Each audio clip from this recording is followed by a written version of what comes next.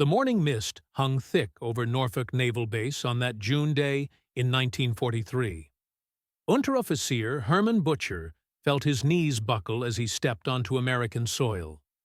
2 weeks at sea had left him unsteady.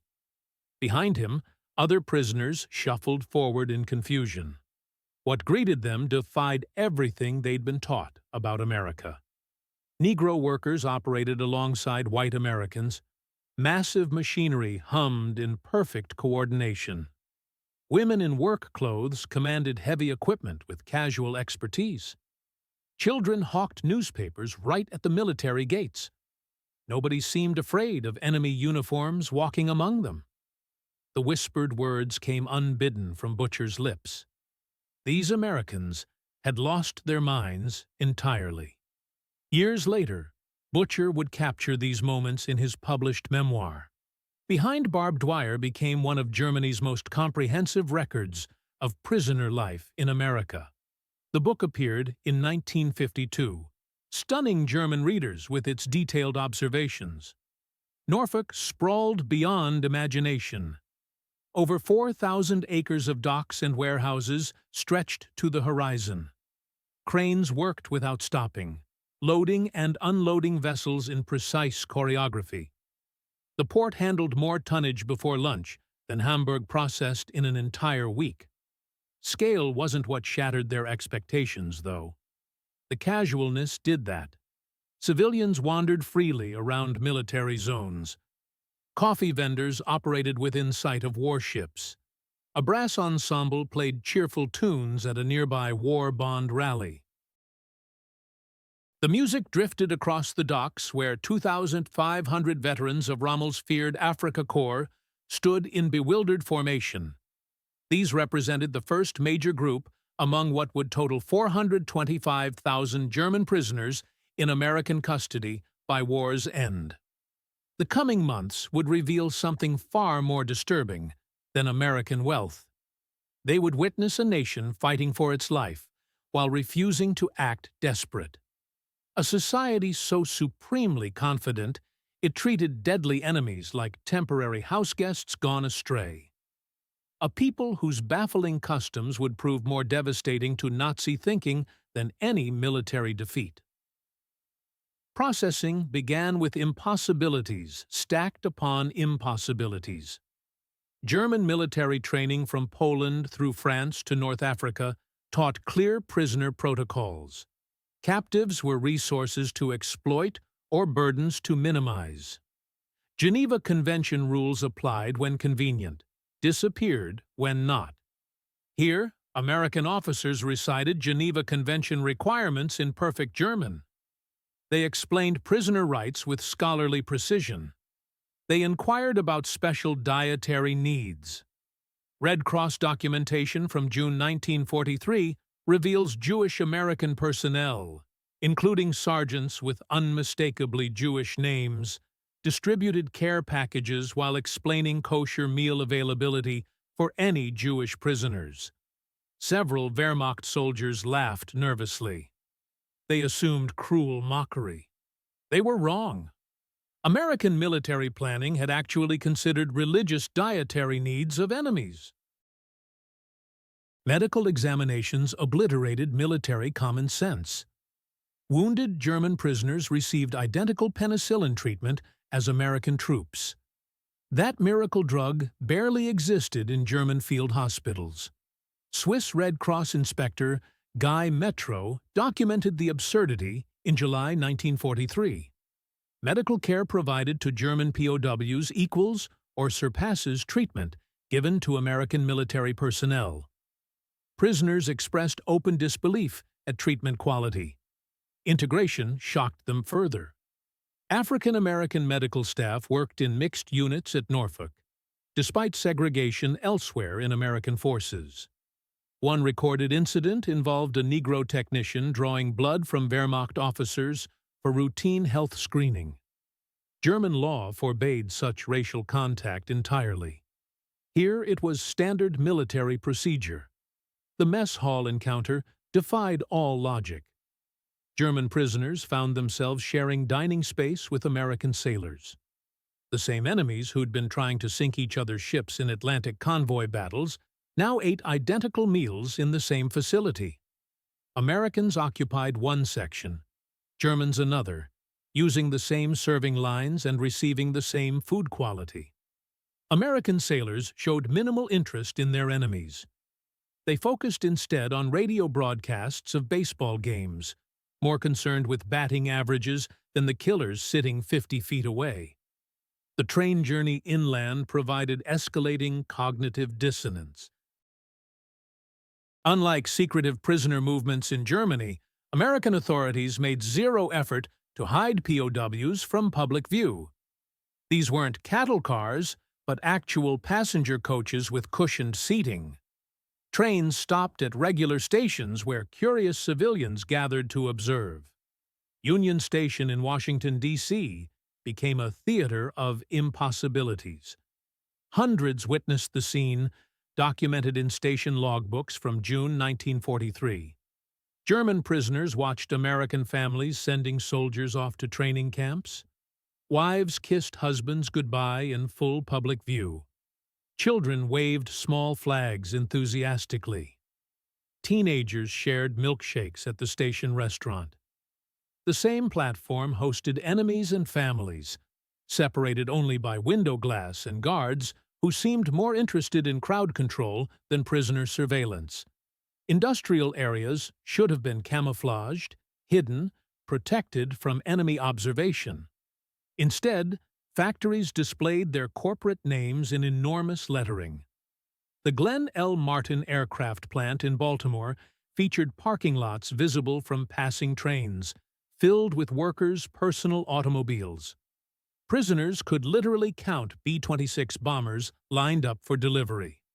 No camouflage attempts, no security paranoia, just American industry operating in plain sight of enemies. Pennsylvania's landscape revealed continuous production. Coal mines and steel mills ran around-the-clock shifts. Orange glow from blast furnaces painted the night sky. Worker housing consisted of individual homes with private gardens, not military-style barracks. Electric lights blazed in every window. Radio antennas sprouted from every rooftop. At Harrisburg, documented in Pennsylvania Railroad records, German officers observed shift changes at industrial plants. Workers carried personal lunchboxes, wore leather shoes and wristwatches, drove private vehicles home. According to Butcher's memoir, one worker discarded a half-eaten apple and pulled a fresh one from his lunchbox. Such casual food waste by a laborer stunned officers who'd watched their men fight over scraps in African desert campaigns. Camp Hearn opened in Robertson County, Texas, in December 1942.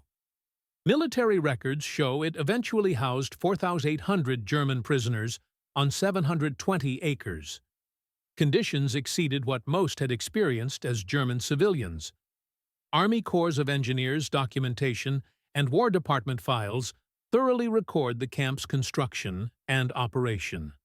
Infrastructure alone challenged German assumptions about prisoner treatment. Wooden barracks featured electric lighting instead of oil lamps. Indoor plumbing included flush toilets and hot water heaters in every building. Individual beds came with mattresses, sheets, and blankets rather than straw pallets. Recreation halls contained ping-pong tables, musical instruments, and extensive libraries. Swiss inspector Emil Sandstrom noted in August 1943 that conditions at Camp Hearn exceeded Geneva Convention requirements while surpassing living standards many prisoners had known in Germany. Lieutenant Colonel Cecil Stiles commanded the camp. His service record remains preserved in military archives.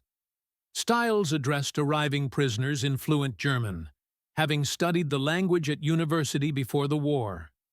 He explained camp regulations, but also introduced something unprecedented in military history. Prisoners would largely govern themselves within the compounds. They could elect representatives, organize recreational activities, manage daily schedules within military constraints. Self-governance for enemies seemed either weakness or elaborate trap. The camp hospital contained equipment unavailable in many German civilian facilities: X-ray machines, complete surgical suites, modern dental chairs, extensive pharmaceutical supplies including miraculous penicillin. When prisoner Georg Gartner developed appendicitis in September 1943, he received surgery within hours. Captain William Calhoun, an Army surgeon from Dallas, performed the operation with German POW medical staff assisting. Nothing prepared them for the camp canteen. This was essentially a store where prisoners purchased goods using scrip earned through voluntary labor. Cigarettes, chocolate, soap, writing materials, musical instruments, art supplies lined the shelves. War Department quartermaster records document authorization for these sales, believing small comforts would maintain morale and reduce escape attempts. The concept that enemy prisoners could shop, could make purchasing choices, could have wants beyond mere survival catered to, completely scrambled military thinking. Labor shortages by September 1943 led to PO employment throughout Texas. The War Manpower Commission coordinated with the Provost Marshal General's office, authorizing prisoner labor in agriculture and non-military industries. Prisoners earned 80 cents daily in canteen scrip, matching base pay for American privates. National Archives Record Group 389 contains detailed documentation of these work programs. King Ranch near Kingsville exposed German POWs to American agriculture beyond European comprehension. The ranch covered 825,000 acres, exceeding Rhode Island's total area. Ranch records from 1943 to 1945 show German prisoners working alongside Mexican-American vaqueros and some Negro ranch hands in cattle operations. Racial mixing in work, though socially limited, directly contradicted Nazi racial hierarchy theories. Prisoners documented their amazement at mechanization in letters passing military censors. Single combine harvesters replaced dozens of workers. Trucks transported crops instead of horse-drawn wagons. The ranch even used small civilian aircraft to survey cattle herds and locate strays. Ranch foreman Richard Kleberg, Jr. treated German POWs as temporary employees rather than enemies, according to ranch employment records. Cotton gins throughout Texas, including documented operations in Taylor, Caldwell, and Waller counties, showcased processing speeds impossible by European standards. The Hearn Cotton Oil Mill employed POW labor from August 1943 through December 1945, processing more cotton daily than German textile mills handled monthly. Workers took regular breaks, ate full lunches, listened to radios while working. Productivity through good treatment rather than harsh discipline contradicted Wehrmacht experience entirely. American farmers discussed politics openly, shocking German prisoners accustomed to state control. FBI monitoring reports declassified in the 1970s noted German POW amazement at farmers criticizing Roosevelt freely, complaining about government policies without fear.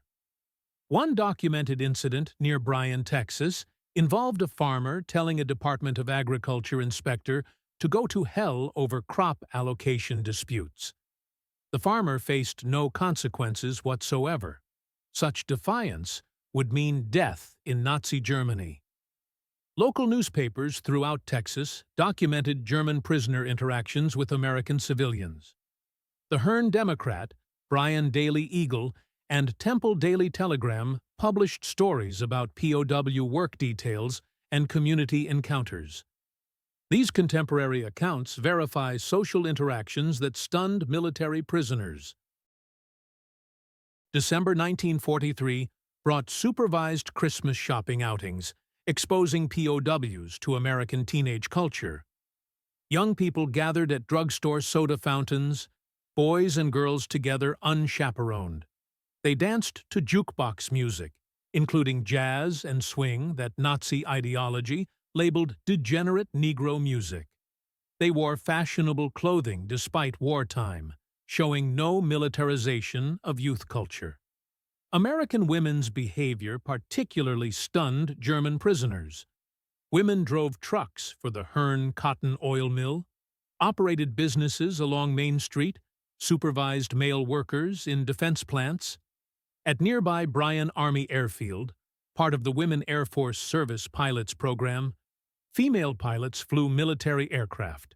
Military records confirm WASPs operated from Bryan Field from 1943 to 1944, visible to POW work details in surrounding areas. Churches throughout Robertson County invited German prisoners to services. Church records from First Baptist Church of Hearn, First Methodist Church, and St. Mary's Catholic Church document German POW attendance at religious services. The December 24, 1943, Hearn Democrat reported German prisoners attending Christmas Eve services at multiple churches, sitting among congregation members whose sons served overseas with no incidents. The Special Projects Division of the Provost Marshal General's Office established sophisticated educational operations at Camp Hearn by early 1944. Declassified Record Group 389 documents reveal extensive re-education programming, though prisoners knew it only as voluntary education opportunities. The camp library initially contained 500 books donated by Hearn citizens, expanding to over 5,000 volumes by August 1944. The American Library Association's Books for Prisoners program provided texts including works by German authors banned by Nazis. Thomas Mann's The Magic Mountain, Erich Maria Remarque's All Quiet on the Western Front, and works by Jewish authors like Lion Feuchtwanger became available. German POWs could read books that would have meant death to possess in Nazi Germany. Sam Houston State Teachers College provided correspondence courses. College records show 340 German POWs enrolled in courses including English, American history, mathematics, and agricultural science between 1944 and 1945. College professors visited Camp Hearn monthly, conducting lectures and examinations. Camp newspapers require clarification. While Der Ruf was published at Fort Kearny, Rhode Island, Camp Hearn prisoners published their own newspaper called Der Spiegel, the Mirror. Copies preserved in the Army Heritage and Education Center show evolution from Nazi propaganda in early 1943 editions to democratic discussions by late 1944. Declassified Special Projects Division documents reveal sophisticated psychological operations. The program identified 3 prisoner categories. Anti-Nazis comprised approximately 10%, non-political prisoners 75%, and ardent Nazis 15%. Each group received different treatment designed to maximize ideological transformation. Anti-Nazi prisoners, identified through careful screening including letter analysis, conversations, and reading choices, received additional privileges and educational opportunities. They became barracks leaders, discussion group moderators, and newspaper editors. Their influence on non-political prisoners was carefully cultivated and monitored. Screening processes developed by Army psychologists and German émigré advisors included subtle tests, prisoners' reactions to news of German defeats, their library book choices, their educational program participation, and their social interactions were all documented. Weekly reports tracked ideological shifts across camp populations. Assistant Executive Officer Major Maxwell McKnight's papers, preserved at the Hoover Institution, include a November 1944 report stating the transformation rate exceeded expectations. Approximately 60% of non-political prisoners showed measurable movement towards democratic ideals after 6 months' exposure to American society, and targeted education. Working in American facilities exposed POWs to casual abundance that seemed like mockery of German scarcity. At the Alcoa aluminum plant in Rockdale, Texas, where POWs handled materials from September 1943, workers discarded more aluminum scrap daily than German aircraft factories could acquire weekly. Plant records show German POWs assigned to scrap collection, providing direct exposure to American industrial waste patterns. Food processing plants provided maximum psychological shock. At Stokely Brothers Cannery in Cameron, Texas, verified through Milam County historical records as employing POWs from nearby Camp Hearn, perfectly edible produce was discarded for minor cosmetic flaws. Tomatoes slightly underripe, corn with irregular kernels, beans with minor blemishes, all destroyed while German civilians faced starvation. A letter from POW Corporal Friedrich Müller, preserved in Red Cross archives, stated they destroyed hundreds of pounds of fruit daily because it failed canning standards. Fruit that would be treasured in Germany was garbage here. The American supervisor apologized to us for the waste, not understanding he was apologizing for abundance we couldn't imagine. Christmas 1943 at Camp Hearn is extensively documented in local newspapers, Red Cross reports, and military records. The entire town of Hearn, population 2,000, mobilized to ensure enemy prisoners received proper Christmas celebration. This response to enemies contradicted every expectation of wartime behavior. The Hearn Democrat published complete donation lists on December 23, 1943. Local churches collected 4,800 individual gift packages. Schools contributed handmade cards and decorations.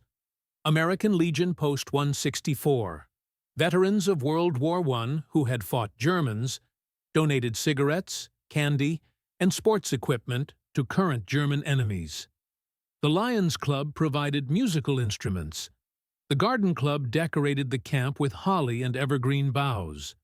The camp Christmas tree, photographed for newspapers, stood 30 feet tall in the main compound, decorated with electric lights burning continuously.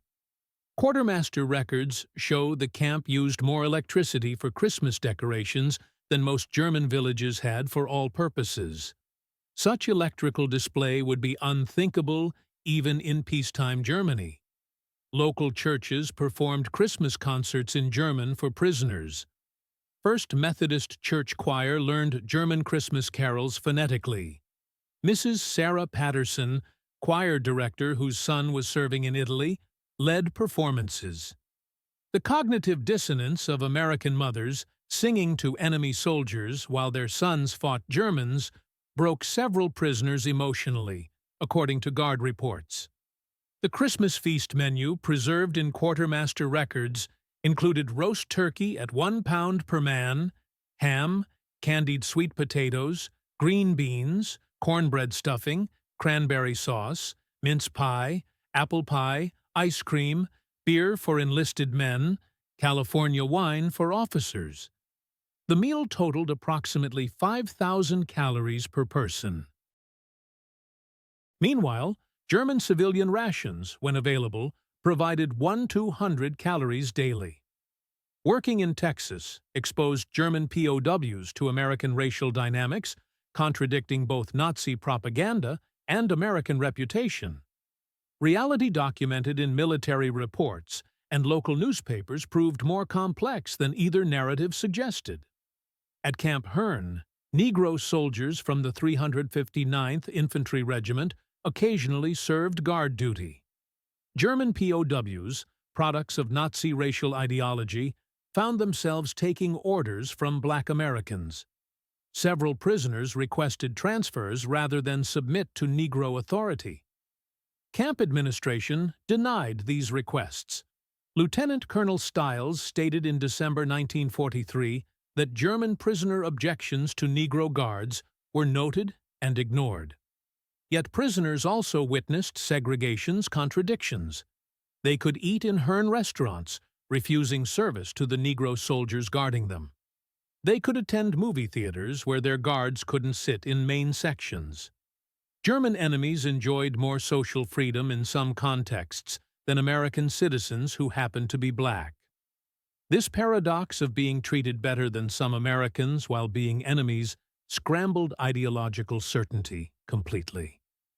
At agricultural work sites documented in Farm Security Administration records, prisoners worked alongside Mexican-American and Negro laborers. Mixed-race work crew efficiency, when focused on tasks rather than race, challenged Nazi theories about racial purity equaling productivity. German POWs picked cotton alongside black workers who outperformed them, undermining assumptions of racial superiority. 3 well-documented cases illustrate German POW transformation scope in America. Hermann Butcher arrived at Camp Hearn in June 1943 as a convinced Nazi. His memoir describes gradual ideological collapse through accumulated observations. The turning point came Christmas 1943, when Hearn citizens gave presents to enemy prisoners. He wrote that these people whose sons we had tried to kill gave us gifts.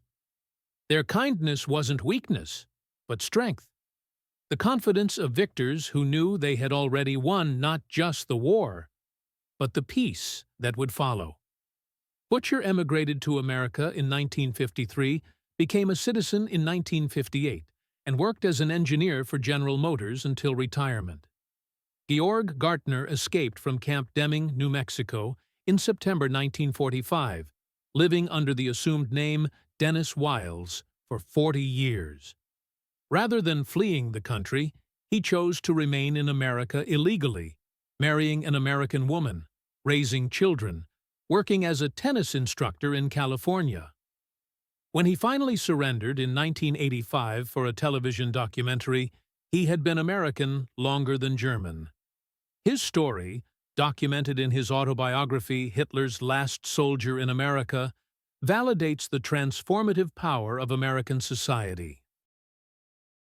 Reinhold Pabel escaped from Camp Washington, Illinois in 1945, not from mistreatment, but from boredom and curiosity about American life. According to his memoir, Enemies Are Human. He lived illegally in Chicago for 7 years, working in bookstores, marrying an American woman before voluntarily surrendering in 1953. FBI investigation revealed he had broken no laws except illegal entry. He received citizenship in 1959 and became a successful businessman, later sponsoring other German immigrants. German POW experiences varied across America's 500-plus camps, but consistent patterns emerged everywhere. Camp Alva, Oklahoma, specialized in agricultural training. Department of Agriculture records show German POWs managed a 200-acre demonstration farm using American techniques. Prisoners learned mechanical cultivation, crop rotation, soil conservation, and hybrid seed development. These skills proved invaluable when POWs returned to devastated Germany. The camp's agricultural program succeeded so completely that local farmers hired POW work crews at premium wages, creating competition for prisoner labor. Camp Concordia, Kansas, became renowned for its art program. German prisoners created murals still existing in Stone County Courthouse and several local buildings. The camp orchestra, equipped with instruments donated by Kansas communities, performed concerts for civilian audiences. The Concordia Blade newspaper reviewed these concerts favorably, noting professional quality of enemy musicians. Art created by prisoners now forms permanent collections in Kansas museums. Camp Trinidad, Colorado faced unique challenges with winter temperatures reaching -20 degrees Fahrenheit. Quartermaster records show the Army provided German POWs with Arctic-grade clothing, insulated barracks, and increased caloric rations at 4,000 calories daily in winter. Swiss Inspector André Poncho noted in February 1944 that German prisoners at Trinidad received better winter provisions than Wehrmacht troops on the Eastern Front, according to prisoners' own admissions. Perhaps nothing stunned German military minds more than American information transparency. Prisoners accessed American newspapers criticizing the war effort, revealing production problems, discussing strategic failures. The Special Projects Division deliberately provided diverse news sources, knowing exposure to free press would undermine totalitarian thinking. Radio programs in recreation halls featured commentary critical of military leadership. Comedians like Bob Hope mocked generals and politicians. Journalists like Edward R. Murrow questioned strategies. Congress debated military appropriations publicly, with dissenting opinions broadcast nationally. All of this remained accessible to enemy prisoners. The 1944 presidential election campaign, observed from camps, seemed like democratic suicide to German military minds. Roosevelt faced serious challenge from Thomas Dewey during wartime.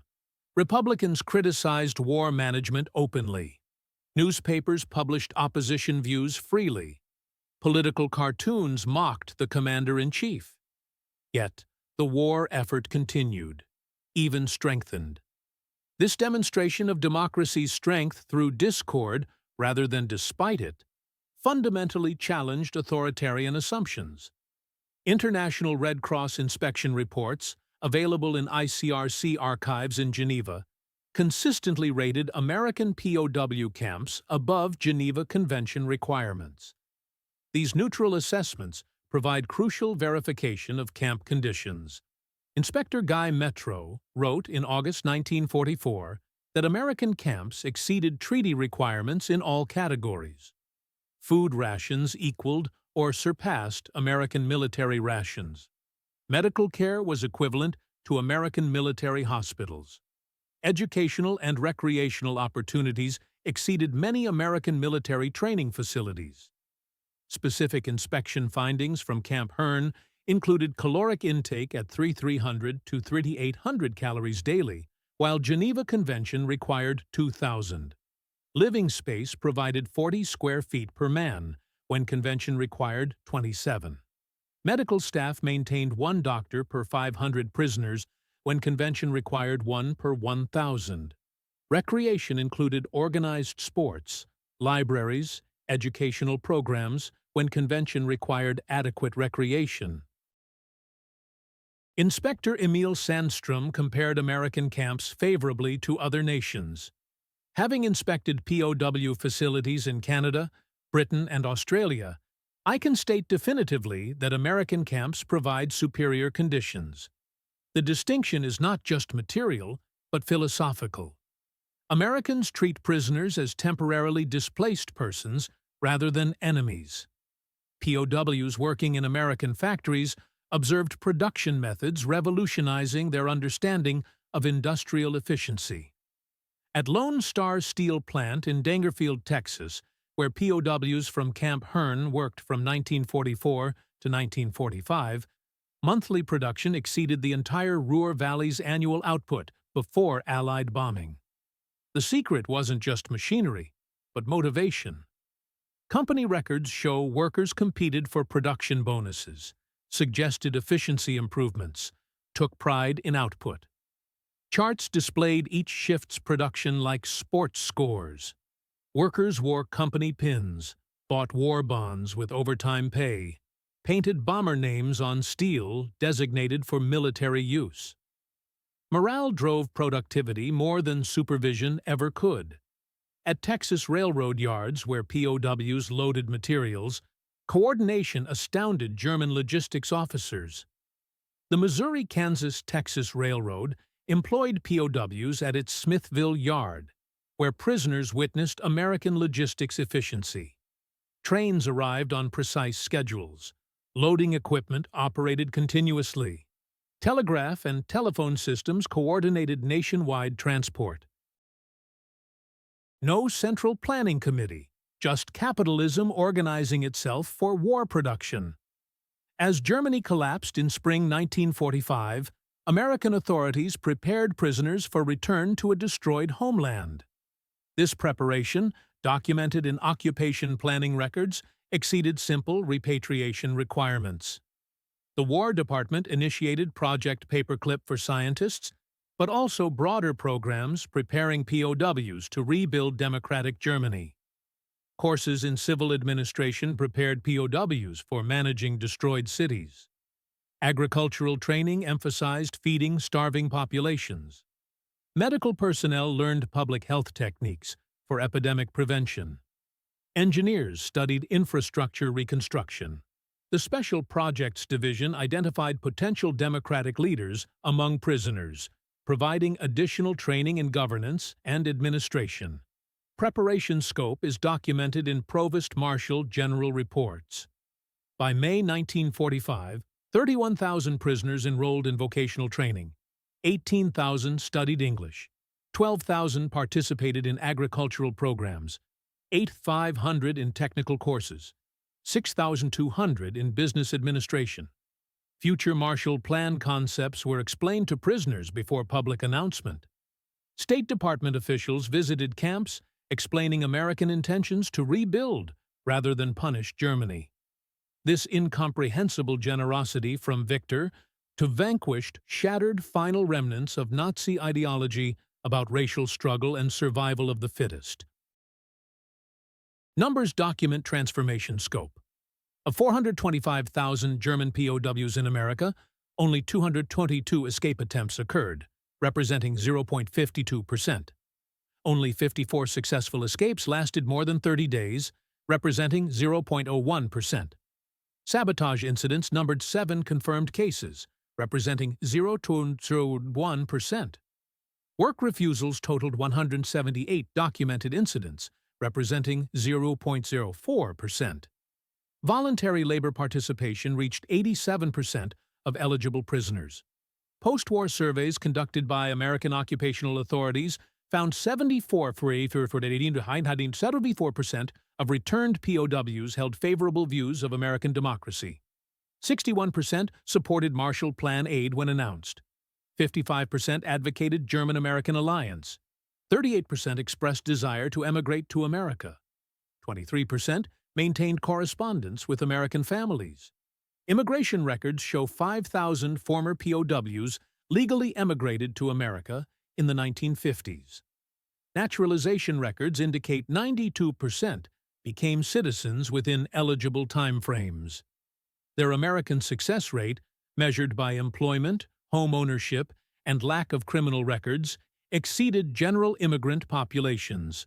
Returned POW influence on West German Reconstruction is documented in occupation records and German archives. Former POWs occupied significant positions in the new democracy. 48 became Bundestag members. 312 served as mayors or city councilors. 1,047 worked in agricultural modernization. 2,341 taught in reconstituted schools. 4,165 managed businesses using American methods.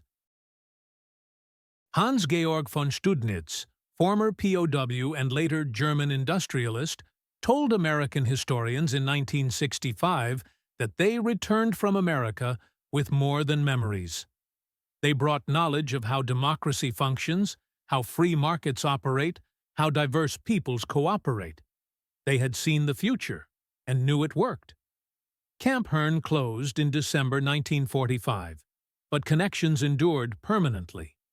The Hearn Heritage League maintains archives of correspondence from former POWs spanning 40 years. Christmas cards arrived annually until the last known prisoner died in 2001.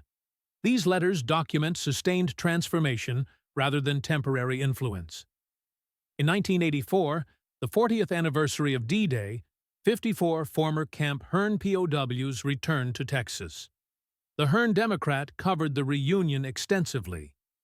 Former enemies embraced former guards warmly. Wehrmacht veterans placed flowers at the American Legion Memorial. Fritz Zimmermann, speaking for the group, said they came as enemies believing in racial superiority and national destiny.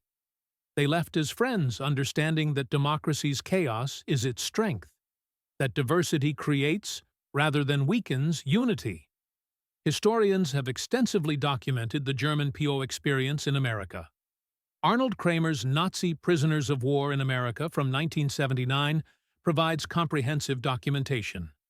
Judith Gansberg's Stalag USA from 1977 analyzes the re-education program thoroughly. Antonio Thompson's Men in German Uniform from 2010 examines POW labor programs. Ron Robbins' The Barbed Wire College from 1995 details educational transformation. These academic works, based on archives, interviews, and government records, confirm the transformation's scope and success. The consensus holds that American treatment of German POWs represents history's most successful re-education through exposure rather than indoctrination.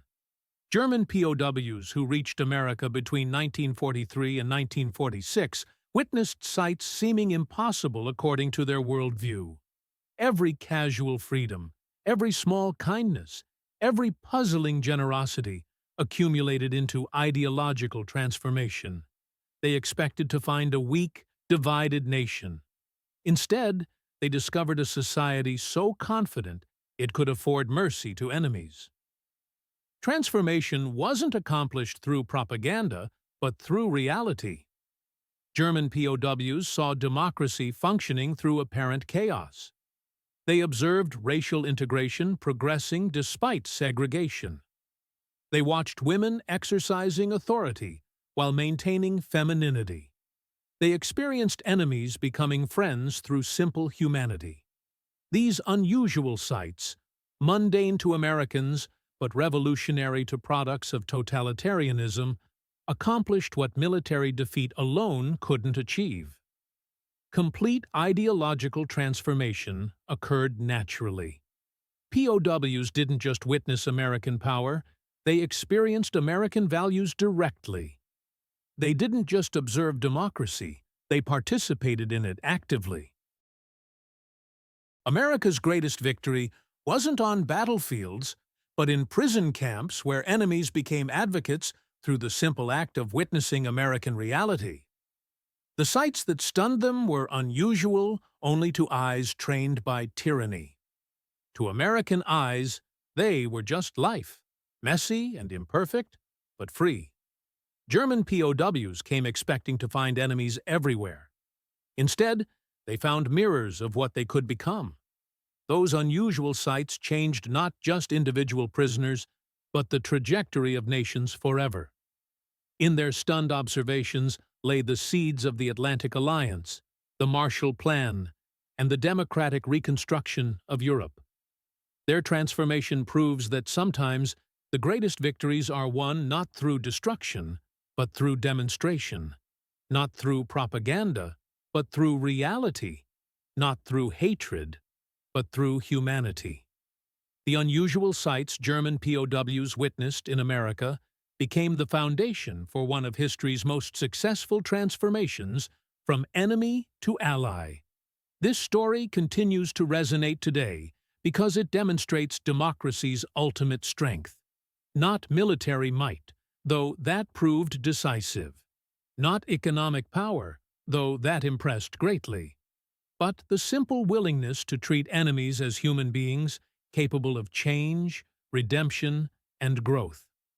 The German POWs who returned home carried more than memories. They carried proof that another way was possible. They became living testimonies to democracy's power to transform hearts and minds through example rather than force. Their stories remind us that even in humanity's darkest hours, the light of human decency can shine through, changing everything.